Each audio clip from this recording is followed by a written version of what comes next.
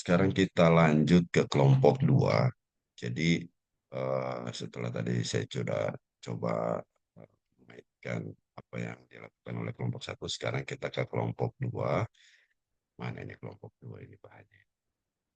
Eh, saya nggak tahu ini sebelah mana kelompok dua. Mudah bisa ketemu ya. Oke. Nah, ini punya kelompok dua yang mengangkat tema tentang tingkat partisipasi pemuda dalam pemilu. Oke. Nah, apa yang dituliskan oleh kelompok dua ini sudah cukup baik.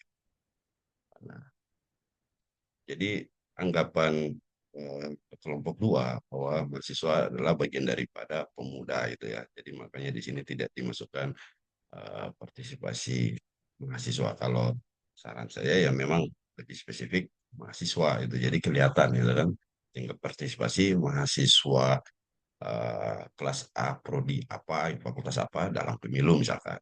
Ini kemudian bisa diukur ya. Lebih spesifik kalau pemuda terlalu luas. Mungkin nanti bisa disesuaikan, silakan kelompok dua.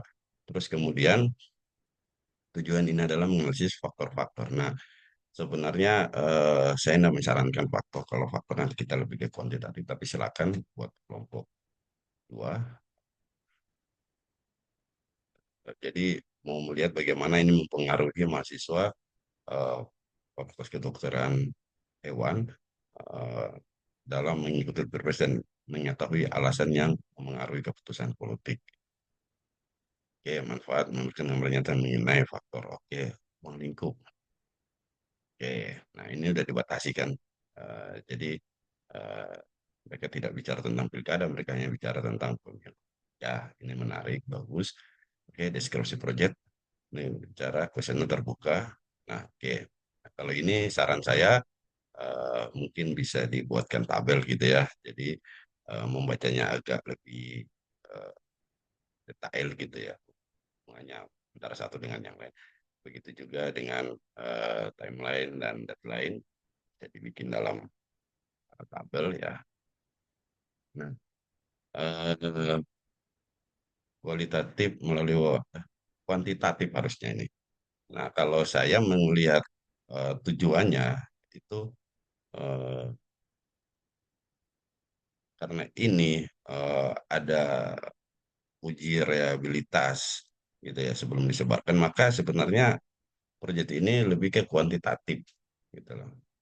Eh, jadi kalau metodenya kualitatif, modelnya kuantitatif, metodenya tidak bisa kualitatif seperti ini.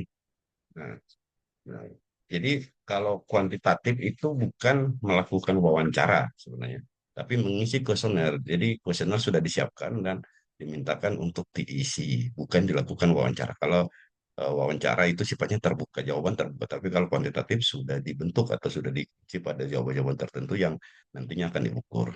Nah, ini yang perlu diperhatikan oleh kelompok dua. Jangan sampai ada kesalahan antara kualitatif dan kuantitatif gitu ya. Harus ada konsistensinya. Sumber daya oke, silakan. Nah, sebenarnya ini sudah baik, tapi kalau saran saya dijelaskan juga jadi tidak bicara tentang tiba-tiba kehujanan tiba, tapi kemudian kita di musim hujan, kemudian karena aktivitas ke kampus ataupun lain-lain yang harus menemui informan responden ya, responden untuk mengisi kuesioner, konsekuensinya adalah keterlambatan maupun kehujanan yang bisa berdampak pada kondisi tubuh menurun dan lain-lain. Ya, nah koneksi internet yang bermasalah. Nah ini koneksi internet yang bermasalah nih pada segi apa? Misalnya pada saat responden mengisi G-formnya atau apa-apa gitu ya, perlu dijelaskan. Nah ini rencana implementasi. Ini rencana implementasi. Saran saya ini dia eh, lebih baik dalam bentuk tabel aja sebenarnya agar lebih jelas. Jadi ketika kita membaca itu bisa melihat tugas daripada masing-masing eh, orang di dalam kelompok, artinya perannya, aktivitasnya dan lain-lain. Nah, saya lihat ini mungkin eh, entah ini belum selesai atau ini kelebihan kolomnya, mungkin nanti bisa dikonfirmasi oleh kelompok dua. Nah, penegasan dan lain-lain.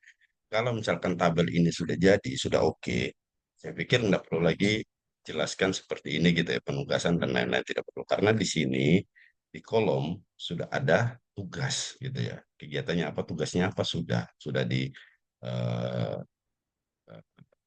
tuliskan gitu ya. Jadi nggak perlu lagi diurai. Nah, tahapan implementasi juga. Jadi saya pikir rencana implementasi cukup dengan tabel yang detail yang bisa kemudian dilihat dan bisa dibaca tugas, waktu, lokasi, dan lain-lain. Saya pikir itu buat kelompok dua. Mudah-mudahan video singkat ini bisa membantu Anda dalam memperbaiki outline yang sudah Anda lakukan. Sekian, terima kasih. Assalamualaikum warahmatullahi wabarakatuh.